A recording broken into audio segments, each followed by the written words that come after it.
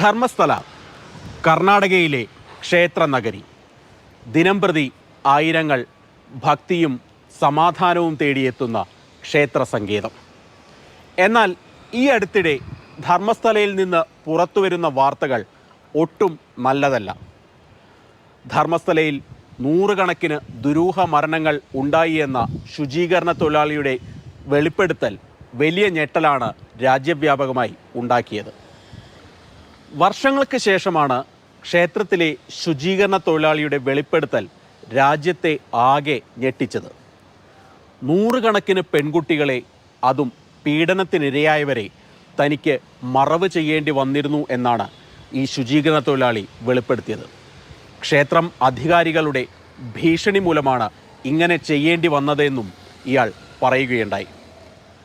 ഈ മൃതദേഹങ്ങളിൽ പലതും വികൃതമാക്കിയ നിലയിലായിരുന്നു.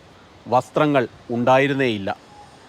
തൻ്റെ കുടുംബത്തും ഇങ്ങനെ ഒരു അവസ്ഥ വന്നതോടുകൂടിയാണ് ഇയാൾ ഈ നാട് വിട്ട് തന്നെ പോകേണ്ടി വന്നത്. 10 വർഷത്തിന് ശേഷം വീണ്ടും മാനസിക ബുദ്ധിമുട്ടുകളെ തുടർന്ന് ഈ വെളിപ്പെടുത്തലിന് അദ്ദേഹം തയ്യാറായി. നീതി തേടി പോലീസിനെ സമീപിച്ചു. ധർമ്മസ്ഥല പോലീസിനെ ആദ്യം സമീപിച്ചു. നടപടി ഉണ്ടായില്ല. ഉന്നത പോലീസ് അധികാരിയായ ദക്ഷിണ കന്നഡ ജില്ലാ പോലീസ് മേധാവിയുടെ അടുത്തെത്തി. എന്നിട്ടും നീതി ലഭിച്ചില്ല. തുടർന്നാണ് ബെൽത്തങ്ങടി കോടതിയിൽ ഇയാൾ അഭിഭാഷകർ മുഖേന പോകുന്നത്. കാര്യങ്ങളെല്ലാം കേട്ട കോടതി ഇതിൽ കേസെടുത്ത് അന്വേഷണം നടത്താൻ പോലീസിനോട് ആവശ്യപ്പെട്ടു. ഈ തൊഴിലാളി പറഞ്ഞ ഇടത്ത് നടത്തിയ പരിശോധനയിൽ നിന്ന് ഒരു തലയോട്ടി ലഭിക്കുകയും ചെയ്തു. പക്ഷേ എന്തുകൊണ്ടോ തുടരന്വേഷണം ഒന്നുമുണ്ടായില്ല. സാക്ഷിയെക്കുറിച്ച് തനിക്ക് വിവരമൊന്നും ലഭിച്ചിരുന്നില്ല എന്നാണ് ദക്ഷിണ കന്നഡ പോലീസ് മേധാവി അരുണിൻ്റെ പ്രതികരണം വന്നത്.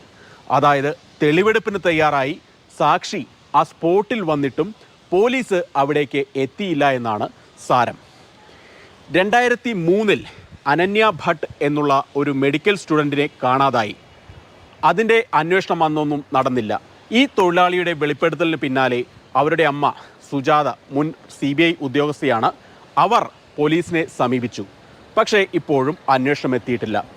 അതിനു മുൻപ് 86 പത്മലത, 2012 സൗജന്യ, ഇവർക്കൊന്നും ഇതുവരെ നീതി ലഭിച്ചിട്ടില്ല.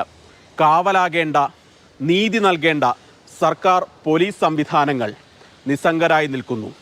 ഭരണ പ്രതിപക്ഷ ഭേദമില്ലാതെ രാഷ്ട്രീയ പാർട്ടികൾ കുറ്റകരമായ മൗനം അവലംബിക്കുന്നു. ധർമ്മസ്ഥലയിൽ പൊലിഞ്ഞ ജീവനുകൾക്ക് ഇനിയെങ്കിലും നീതി ലഭിക്കുമോ എന്നുള്ള ചോദ്യമാണ് ഇപ്പോഴും അന്തരീക്ഷത്തിൽ ഉയരുന്നത്.